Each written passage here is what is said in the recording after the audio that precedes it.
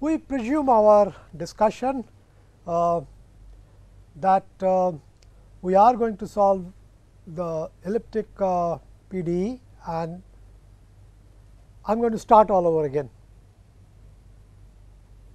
I am starting all over again. I am restarting.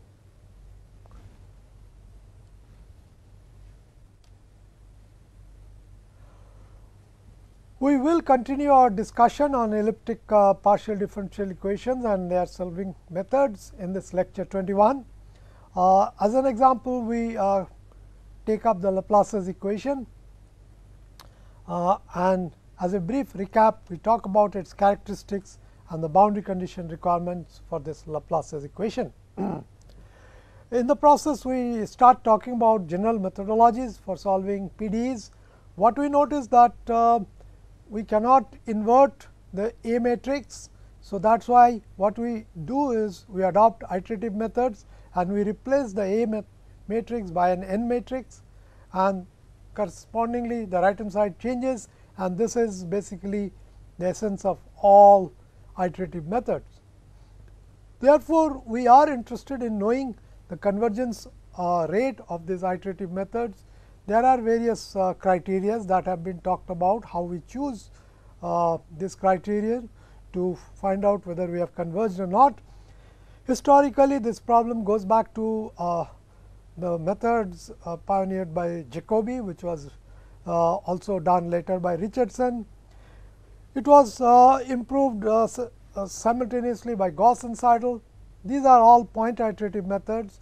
Having discussed about these point iterative methods, we switch over to the line iteration methods, and one of the way of analyzing any of this method is trying to find out the equivalent N matrix that we have talked about earlier on for these different methods. And then since this has become now a pseudo time integration, we can talk about amplification matrix, and when this amplification matrix does not depend on the iteration index, we call that as the stationary linear iteration, and we spend most of our time talking about this stationary linear iterative method or SLI methods, and we talk about relate this SLI methods convergence rate with the eigenvalues and eigenvectors of the G matrix. And in this context, what is important is the maximum eigenvalue of this G matrix, which we call as the spectral radius, and we enunciate various convergence theorem for stationary linear iterative methods and discuss their ramifications. Shall we then begin? See, basically we are talking about solution of elliptic equations, and the simplest of them all is the Laplace's equation, and we are looking at this, and if I take same spacing, that is delta x equal to delta y, then of course that means h and k will be same, and we saw that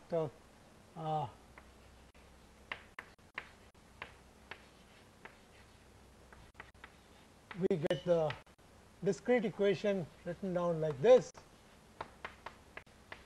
This is 1/4 of the neighbors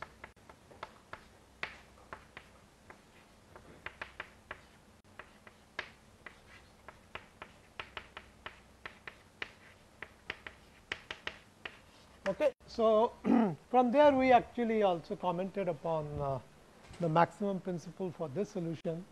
We noted that if you are looking for either the maximum or the minimum, it has to occur on the boundary. It cannot occur in the interior, because interior points are nothing but averages of the neighbors. So, average cannot be greater than the constituent. So, of course, it is easy to conclude for Laplace's equation, the maximum or the minimum will reside on the boundary. However, that is not the case that you should be generalizing for say Poisson equation, where you have a non-trivial right hand side. So, we commented upon also the fact that direct solution of linear algebraic equation like this takes enormous effort with a matrix size of n by n. It amounts to n cube operation, whereas one could actually go over to iterative methods and hope for lesser amount of work. And the oldest such effort is due to Jacobi, and which was subsequently also adopted and studied extensively by Richardson. So, it is also called the Richardson method, and here the point by point iteration is attempted by looking at the current iterate for the ijth node in terms of the four neighbors. Okay. And we have actually done this part before. So, we just note that iterative method is equivalent to bringing in some kind of a pseudo time derivatives. So, that renders the problem a parabolic flavor in time, because the characteristics are now given in terms of this complex conjugate in space. That implies that it is elliptic in space, and of course, t equal to constant implies it is parabolic in time. And of course, as we have seen this equation that we have written here, the equivalent time dependent equation, we have written it down. So, we could actually also try to write down an error propagation equation. So, if I make some error at t equal to 0, how that error propagates, you can follow the methodology that we have seen in a couple of lectures ago for 1D convection equation. So, you can follow that and you can try this what we have written down there. Now, this is one thing that is of paramount importance, is that elliptic PDEs are always even ordered, because the characteristics appear as complex conjugates. So, you do have to have order have to have to be in 2n in space, and this is something which might some of you may find troubling, is the number of boundary conditions. I am not going to go through the theoretical aspect of it, but it is just that note that if you have order 2n, you require n boundary conditions. And this confusion actually arises due to the way we often approach this problem via separation of variable. For example, if I were to solve let us say this Laplace's equation in this rectangle or the square box, what we usually do that we separate the equation as a product of a function of x and a function of y, and then we see for solving the x dependent part, we need to give boundary conditions on this edge as well as this right edge. So, we actually say that we need 2 boundary conditions in x, and similarly we also need 2 boundary conditions in y, that is along the x axis and along the top edge. Now, that is what you would be inclined to respond back, saying that we need 4 boundary conditions.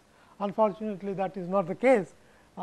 The twist in the tail comes actually if you look at this corresponding figure here, it is almost identical. What I have done is just simply rounded the corners. Now what do you do? The first thing we notice that separation of variable is no more possible. It is no more possible because you cannot split it cleanly, the x dependence and y dependence, in terms of the boundary conditions. So, whenever you actually do separation of variable, you do actually have to keep in mind that it is not only the differential equation that you are separating, it is also how cleanly you can separate the boundary condition. It so happens that because of this fillet, the cornered edges, rounded corners of this domain tells you that you cannot do it. Essentially, what you require is basically one condition on all the 4 edges of a single boundary. So, think of this whole edge as a to be part of a single boundary, and that is what you see. Let me just give you a brief history of this equation, Laplace's equation. You know, during the Second World War, towards the end, it was Norbert Wiener at MIT.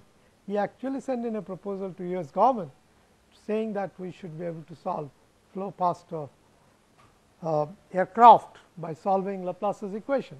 So, it was as simple as that. Even then, people had realized the importance of this equation, and it was not that one could solve it analytically. So, he suggested a numerical solution even in those ages where you did not have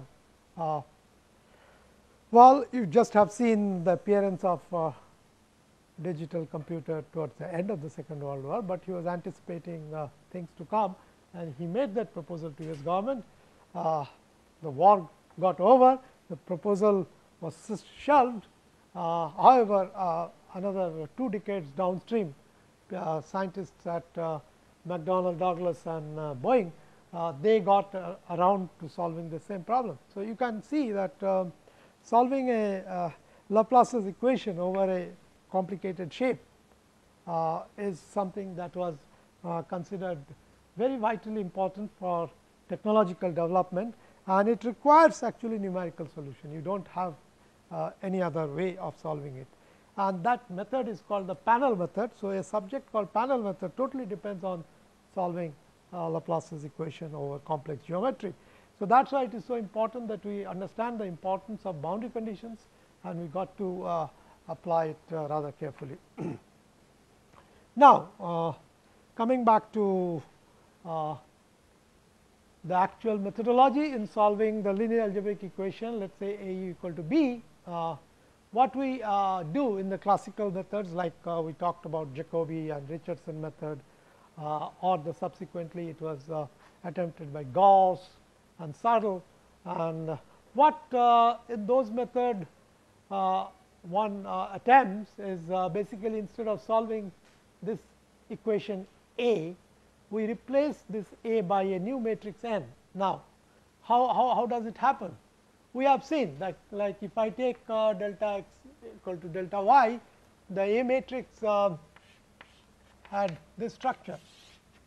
So, we had 4 along the diagonal, and we have 1 along the super diagonal, 1 along the sub diagonal, and then 1 along a pitch n away, and another diagonal row of 1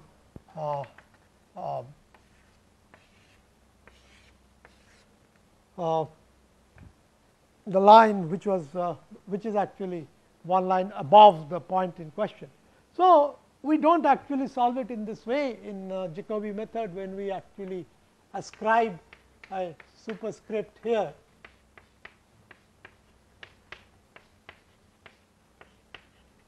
Right. So, what we are actually doing?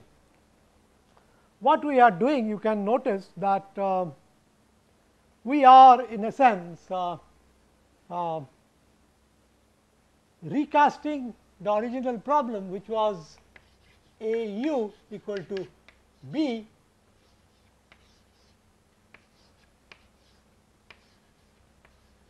So, here when I write the original problem here, when I write all this, I have all those stacks of u's coming in.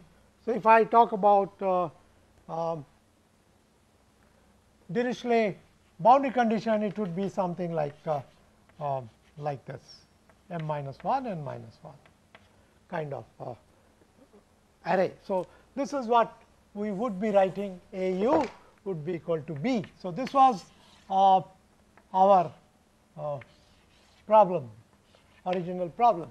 But when I am writing like this, what I have done here? As you can notice that I have not tried to solve this equation, but I have changed it. In what way?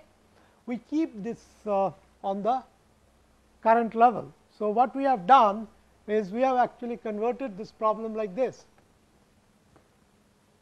So, we have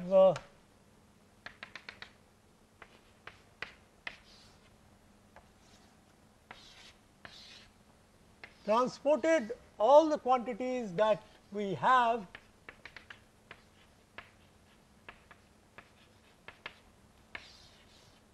on the other side. So, whatever we had here, let me call that as B 2, and then I have taken all of these quantities at the nth level. They have been transported to the right hand side. So, basically we have really done this. So, if that is there, so I will just simply write here u, I think it will be u 1 2. So, these are at n plus 1th level, all of this, and these ones I am writing at nth level. So, I will write this. That is what we have done, is not it? That is what it means. So, what actually happened here, that instead of this matrix A here, in the Jacobi method, what we have done, we have just changed it to a n matrix, and in this case the n matrix happens to be the diagonal element of the original A matrix, right. That is how we have done. So, this is what has been said here, that we actually replace the A matrix by a new matrix N. Why did we do that? Because we commented upon the fact that A inverse is difficult to perform, but here if I have this matrix, what we have done now, we have written down this as some, I call that say B prime. Okay. So, we have exchanged A u equal to B to n u n plus 1 equal to some B prime, and now the whole idea is this n plus 1 sorry n matrix is easy to invert.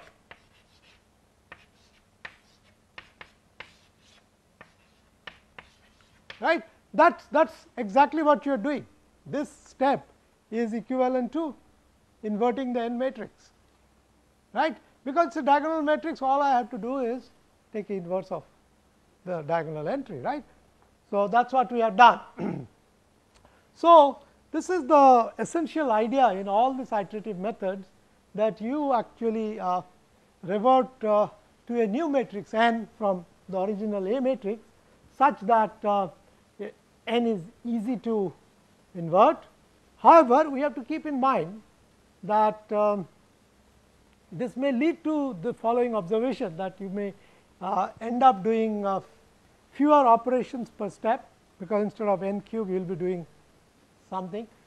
In each iteration you will be doing performing lesser operation. It is just simply that, right, 4 addition and 1 division, that is what you are doing. In addition, you will also like to have this number of iterations required, because we have to keep doing this. We have to keep doing this again and again and again, right. And if we keep doing it, where do we stop? Well, we will have to stop when we have converged. Now, what is the meaning of convergence? So that is something we will very seriously discuss.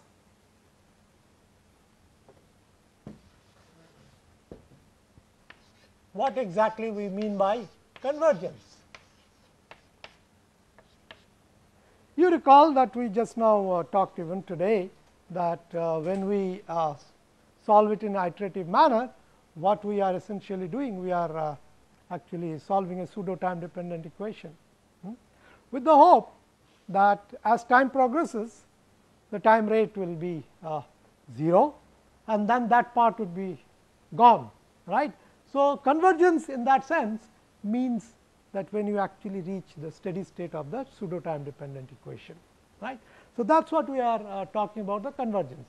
So, does it actually mean that this is almost equal to this?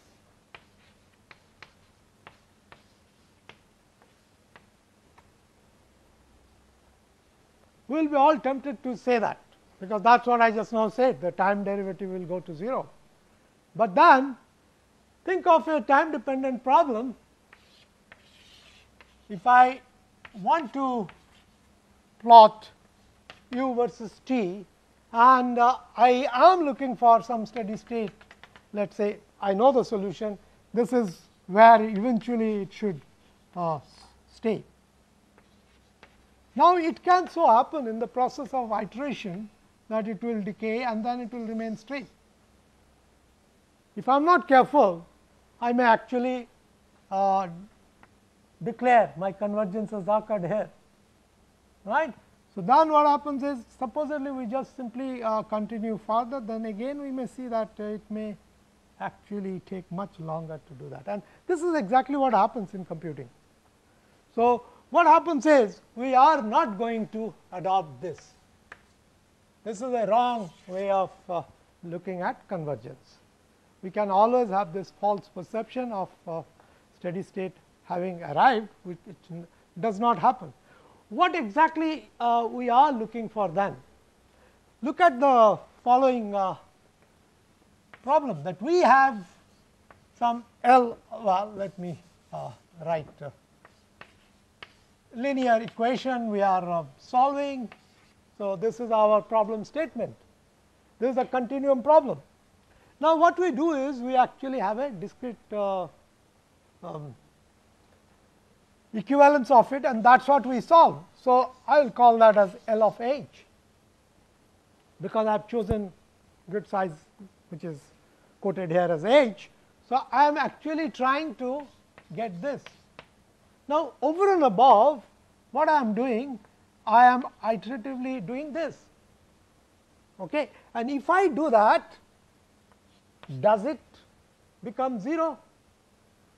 Well, the answer is no, because what happens is, our solution is not the correct one. So, if I plug it in there, it will not do that.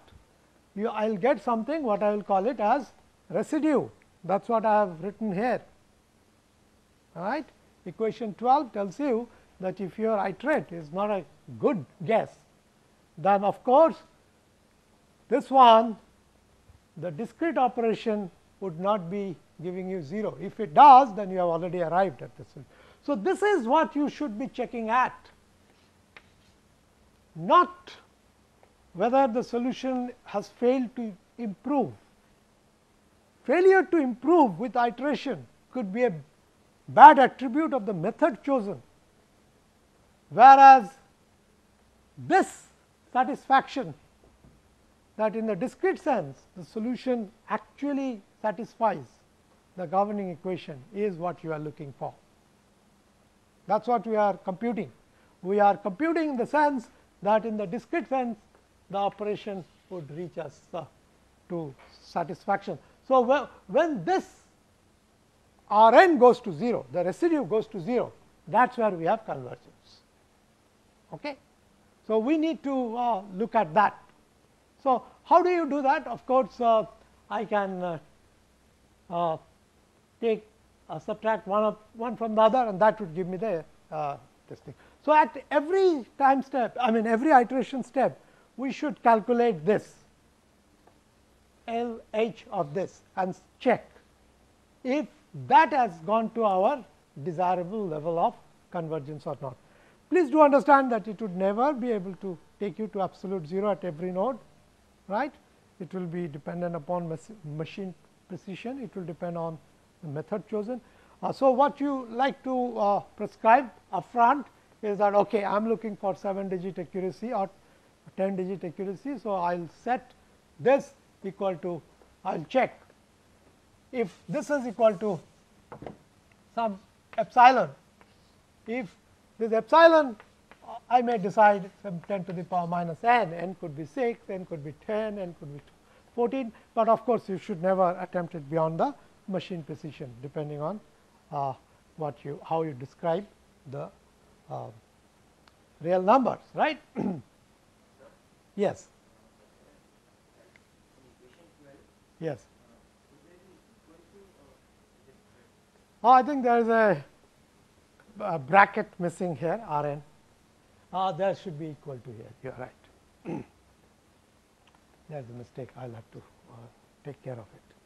So, there that is precisely what we are talking about. We are trying to solve a u equal to b. So, residue is defined as a u minus b, right. Thanks for spotting that. Okay. So, you see this is one thing that we have to keep in mind, that whenever we take iterative method, we first of all change a to n, and then we look at the solution residue. discrete difference equation, not the u n minus u n minus 1. That is not what we are looking for. We are looking for, in the discrete sense, if this r is uniformly going to 0 up to some tolerance or not.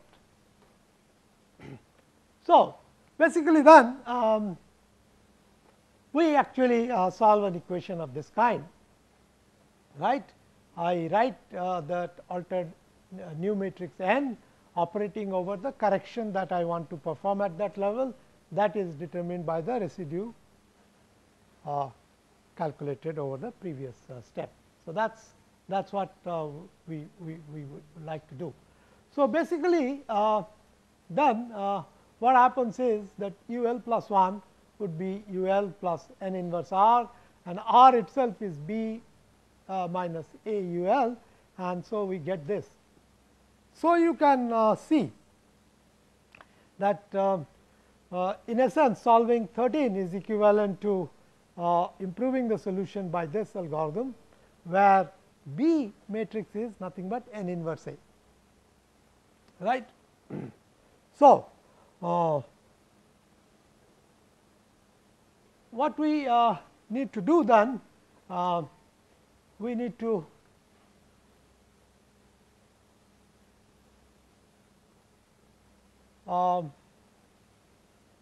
okay, I think I have jumped something. Let me just make few more observations. You can very clearly see that if n is identically equal to A, then what happens? B is identity matrix, right, and then what happens to this part, I minus I, and then this is A inverse B, right. So, A inverse B is the original solution, that is how what we wanted to do, u should be equal to A inverse B. So, what you notice that success of your method will depend on how closely this B matrix is to the identity matrix. That means, how close your n matrix is to the A matrix. So, here we have a sort of a dichotomy. We want to take n so that it is easily invertible. At the same time, we are demanding that n inverse A should be equal to identity matrix. So, this is a sort of a conflict, and that is what we noticed, that we picked up the A matrix, and we the Jacobi method, what we did, the n matrix was nothing but the diagonal entries only. So, of course, they are not same. Of course, n inverse A will not be equal to identity matrix. It will be quite different, and that would make this process slow to converge. So, what we are essentially saying, that if we could have performed the magic of picking up n such that n inverse A is identity matrix, that is equivalent to your direct solution. It is no more an iterative solution. Here you just got it in one stroke, right. That is the solution, n inverse B, right. So, basically it is a sort of a demand which we are not going to meet, that we can't really have it in ET2. We can't have n equal to A and then say it is an iterative method. It is not going to be. Now, in that process, what one can do is improve upon the Jacobi method, and that is what was suggested by Gauss and Seidel. And here what you notice, what has been done. This is something that would make common sense to all of us if we notice what we are doing.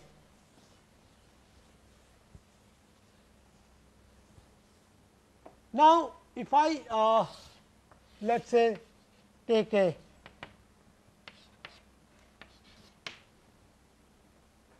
uh, 2D problem, and on the one side I denote it by x coordinate or the index L, and on this side we indicate y or the index m. Then we are, let us say, solving the problem in a domain like this. Then you have noticed that in solving the Laplace's equation or the Poisson equation, we have a 5-point molecule, right. So, if I am doing this, I am involving this 5 points in iteratively solving it. In the Jacobi method, what we did, we kept this central node at the current level, while the neighbors were all at the predecessor level, right. That is what we did. Now, Gauss and Seidel made this observation that if I am working here, that means what? At this level, I have already got this solution, it is already available, and so is this, right, because we have gone like this and we gone up. So, the point we are making here, that when we reached here, we already have this and this at the current level, and so we should use that information. If we use that, it is a kind of a hopeful assertion to begin with, that this will be a better way of solving the method than the Jacobi method, and that is precisely what we have written in equation 16 here. Look at this, we are at the LMth node. So, that is why we have indicated it by superscript n plus 1, but look at L minus 1 m, L minus 1 m is this point. So, this is your L minus 1 m. So, that point is already available at the current level, and that is why we have indicated it n plus 1. But please do understand that although we are writing the same superscript n plus 1, there is a difference between ULM and UL minus 1 m, because ULM we are trying to solve, whereas UL minus 1 m we already have the solution. So, that is why I have indicated it with a over bar. Okay. This we will appreciate as we go along, and now the same way, if I look at L m minus 1, this point. So, this is L m minus 1. This is also available at the as a new estimate. So, that is what we have done here in the last entry, that we have indicated again by superscript n plus 1, but to distinguish it from ULM, we have put a bar over it. And that is what we have said, that we have gone in the direction first L increasing from left to right, and then we have gone from bottom to top, m increasing. Now, the same question that we asked before, we can ask the same thing here, that in doing this, we have probably given up on the actual equation that we wanted to solve, that is a del square equal to 0. What is the equivalent differential equation that we have solved? We can think of that. So, what we have done? So, what would be our instinctive guess? The Gauss-Seidel method would be better than Jacobi method, or what? Of course, it is a loaded question. The answer is it better be, otherwise why should we even try, or it is a bad method, we should be knowing it shortly.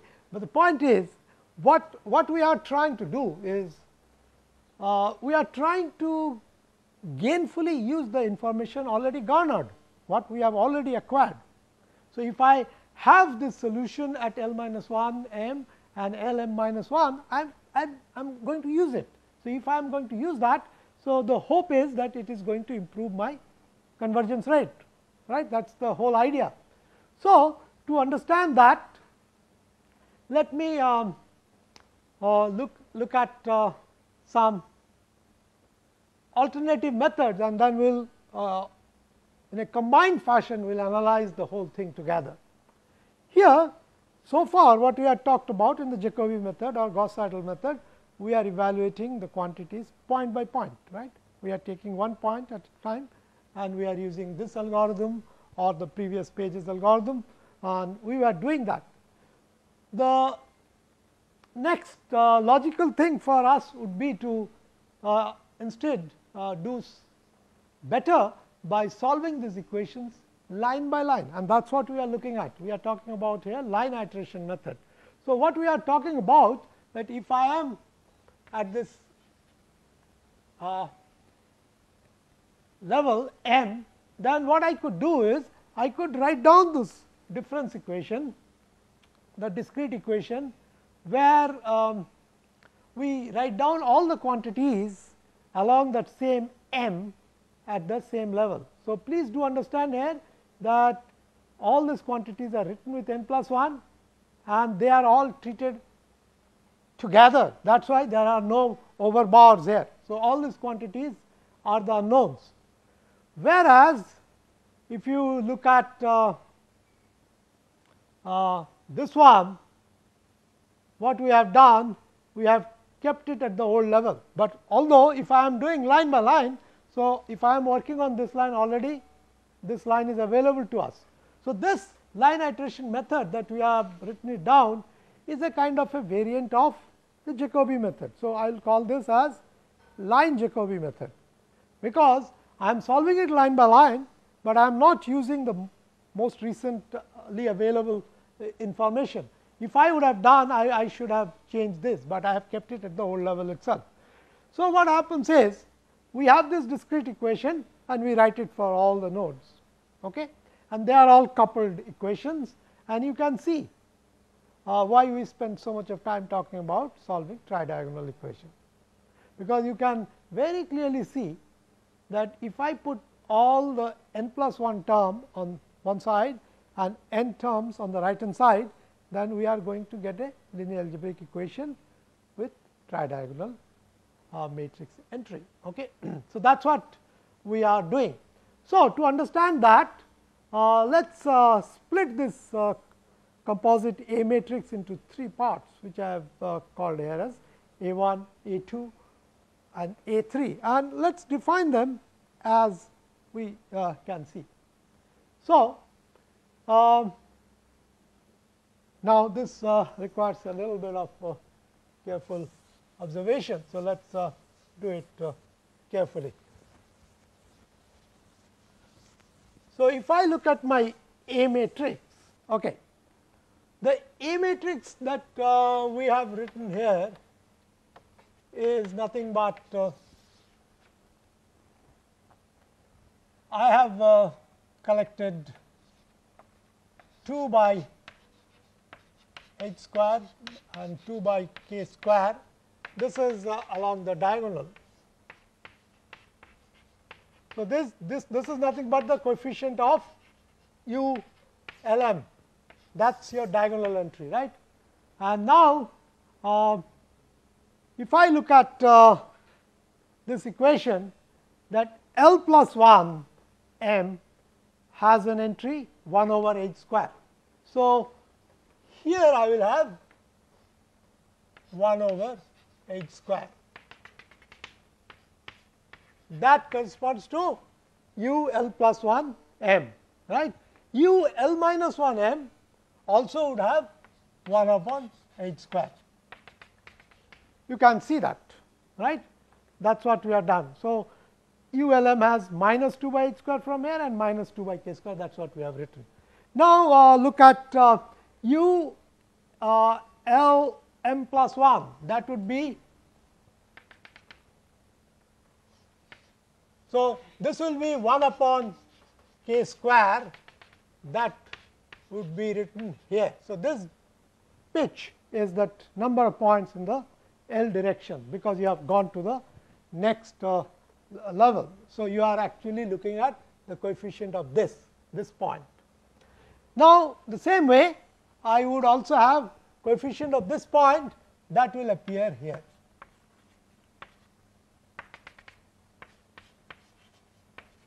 Right. So, what happens here? I have a 3 continuous diagonal entries, and this is what I have. So, once again we have a sparse matrix with this kind of banded structure, and what we are doing, we are writing this A in terms of 3 sub matrices whose summation yields the full matrix A. So, that is what we have shown. So, what we have written here, this is A1, which corresponds to the entries of u L m minus 1, and that you can see 1 by k square. So, this is this path, rest of it is all 0, this is this. So, this is our A1. Similarly, I could also take this one 1 over k square, and put everything equal to 0, that is my A3 matrix, and what remains of course is the tridiagonal matrix that we have here, right. So, this is what we call as the A2 matrix. So, what does A2 correspond to? A2 correspond to the coefficient of uxx plus the diagonal part, that minus 2 by k square part is also included here. That is what we have written here. So, this minus 2 by k square comes from the uyy, whereas rest of it all comes from uxx. That is what we are doing in this particular setup. So, now what you have seen that the linear algebraic equation A u equal to b has been written in this format in line Jacobi method. So, what we have done here, we have written A2 multiplying on the current iterate. This is the tridiagonal system, and everything else is put on the right hand side. So, of course, we already know that tridiagonal matrix can be inverted with linear proportional operation. We have talked about that it takes about 5 to 7 n operations, and then we can follow this methodology. Okay. So, in this particular choice, what have we done then? N matrix is equal to A2. So, this is an improvement over the point Jacobi method. Point Jacobi method only had this as the entry. Now, this new matrix is nothing but this tridiagonal band. So, we expect it to be better, because this N matrix is closer to A than the previous N matrix. The previous N matrix only had the diagonal entry matching with A, but now 3 diagonals are matching with A. So, this ought to be a better approximation. So, that is what we expect to have expect from this line Jacobi method. So, we have now made some observation. Now, as I told you that when we are working on the mth line, this point was available to us, right. We did not use it in line Jacobi method. In line Gauss-Seidel method, you just simply use that also. So, basically we have put in the last entry here, and please do understand that this is with a bar indicating that this we take it from the most recent estimate of the solution. So, what we have done here, we have done the same thing. You can notice that here I have written A1 times u bar n plus 1. So, that was this. Since this path was already known to us, so we have used that information, that is this.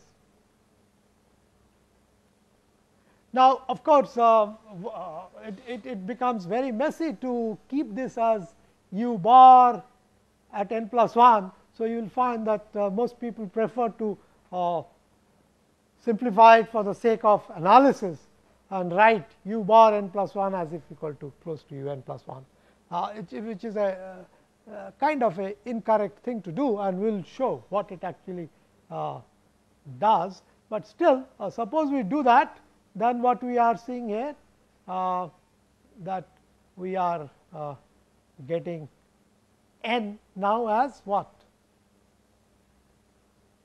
A2 plus this path. So, now with that approximation that we have made in the 22, we are taking A2 plus this path, A2 plus A1 at the current level of iteration, if we assume u bar equal to u at the current level, right. So, this seems to suggest that line Gauss-Seidel would be even more closer to the correct direct solution, because earlier n was A2, now we have added A1 to it, right. So, the legitimate question that arises is, how good is this approximation leading to this?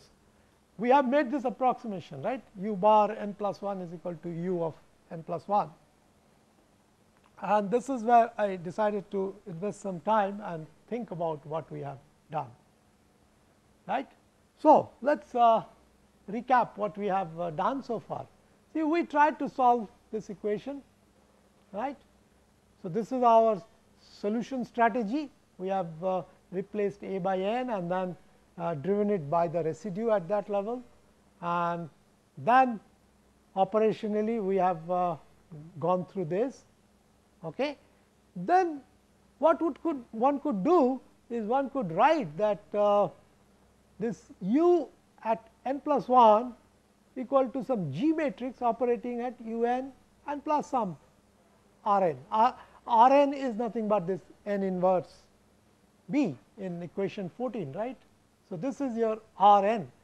Why did we put all this subscript and superscript? Superscript we already know.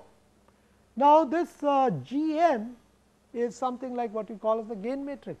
We have just now seen, while talking about the parabolic equation, we did bring in the concept of the gain matrix. So, whatever we had at the nth iterate, we multiplied it by the gain to arrive at the new level. So, that is where you can see the connection between the elliptic solution methodology with the parabolic solution that we have just now done. So, that is what we do.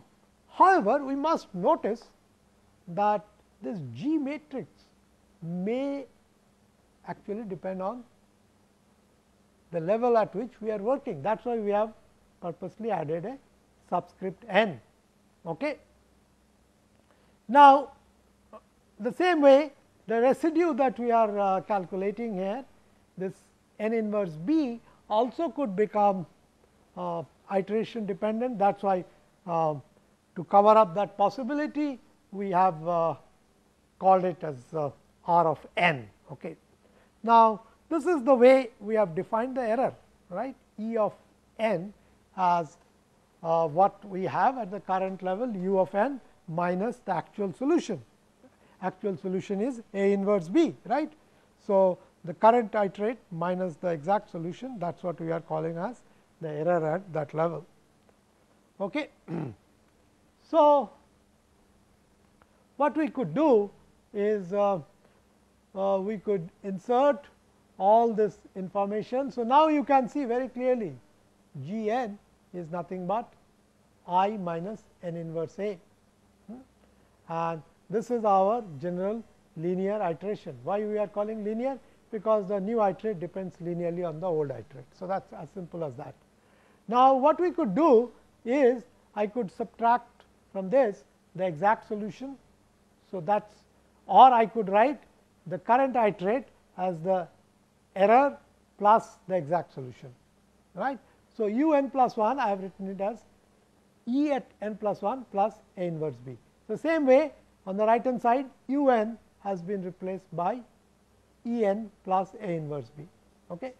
So, do a little bit of manipulation, and what you find that E n plus 1 is G n E n plus this path. From this path we are going to get G n A inverse b, and we have this n inverse b at the end minus this A inverse b has been brought in here.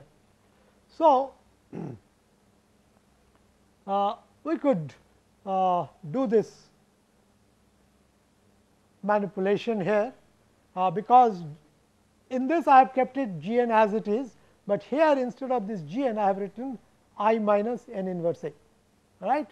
So, G into A inverse b is equal to I minus n inverse A, the whole thing is multiplied by A inverse b, and then you can very clearly see this path n inverse A inverse b will be n inverse b with a negative sign, that will cancel with this, and this first one, that is A inverse b, will cancel with this. So, we get a very clean recursion relation here. So, now that also would convince you that why we called it as a gain matrix, right, because if I have the error at the nth level, I just simply multiply by the gain matrix to get the error at the next level. right. So, that is what we do. Now, if we keep looking at it, since E n plus 1 was G n into E n. So, E n I could write it as G n minus 1 into E n minus 1, and I could cascade down through that list, and then I could get the error at the n plus 1th level in terms of the error that we had initially incurred. That is what we have called here as E 0. Now, in the analysis of iterative method, what is usually done is an assumption is made that all these G i's are same, and such an assumption leads to what we call as a stationary linear iteration, SLI. If we have a stationary linear iteration, then the G n matrix, well, I think I have done a pretty bad job here. This is this E 0 should not be here. All that we are saying here is G of n is nothing but the G raised to the power n. Okay. So, that E n plus 1 is G to the power n into the initial error. I have lots of corrections to make. So, now we understand, if we do not, we will see it shortly, that this n matrix that constitute G, right here, n inverse A. So, this n itself changes from iteration to iteration.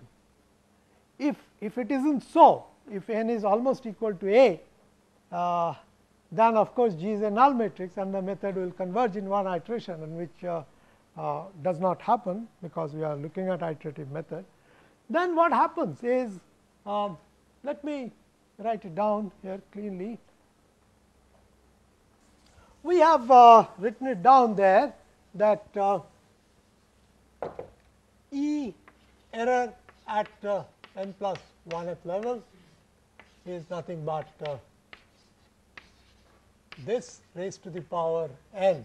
So, this is not superscript, this is raised to the power n times the error incurred at the first step.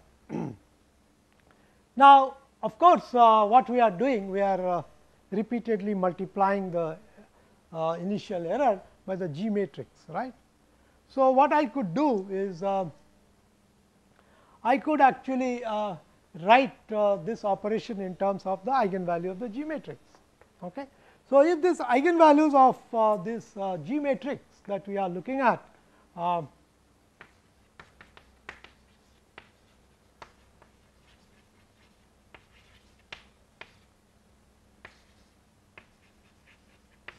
this, we are writing it as say lambda j.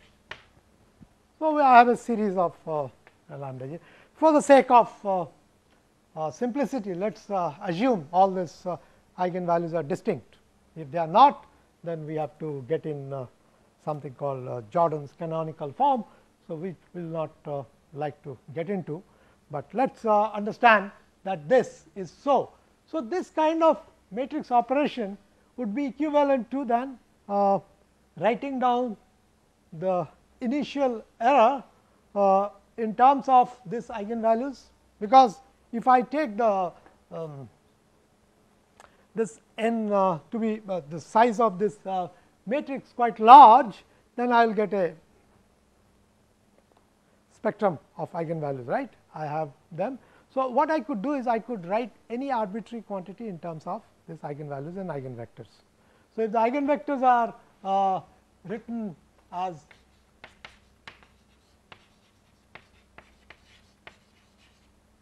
like epsilon j, then the initial error that I have, I could write it as summation of whatever I have written there, A g into epsilon j. I could write that, right. I could express any arbitrary function in terms of the eigenvector, set of eigenvectors. Now, if I am multiplying it by g, then what will happen? if I do it like this, so if I write it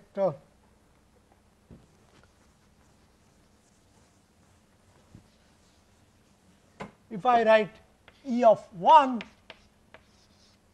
that will be G times E of 0, right.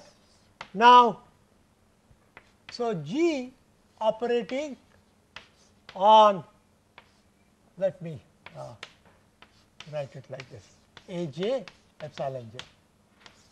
Okay. So, of course, this can go in, I can write it as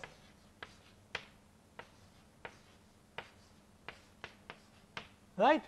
So, this is nothing but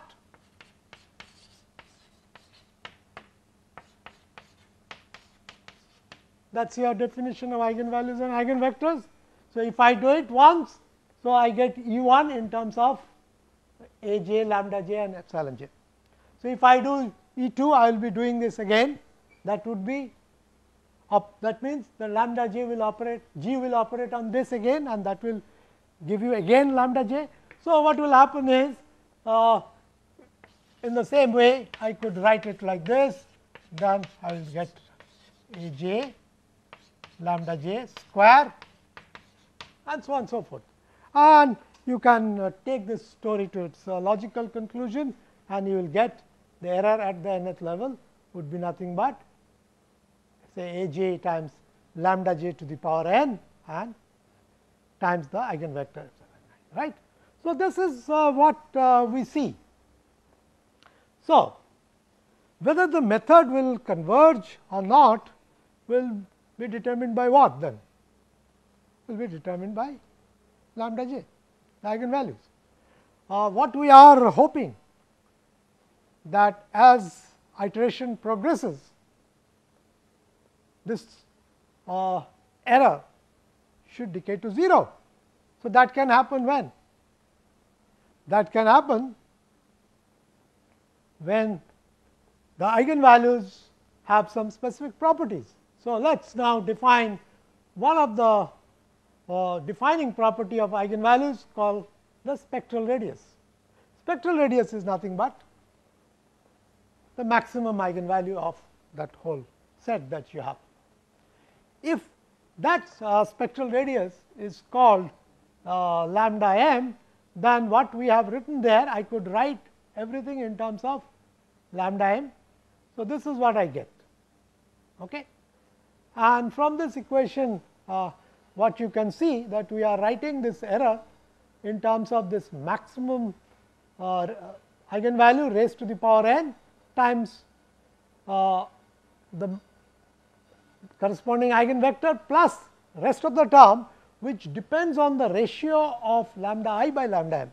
So, lambda I by lambda m is of course less than 1, by definition lambda m is the maximum, and you can see when that n goes to a very large value, this second part does not contribute very much. As you go along, the second part is not playing a greater role.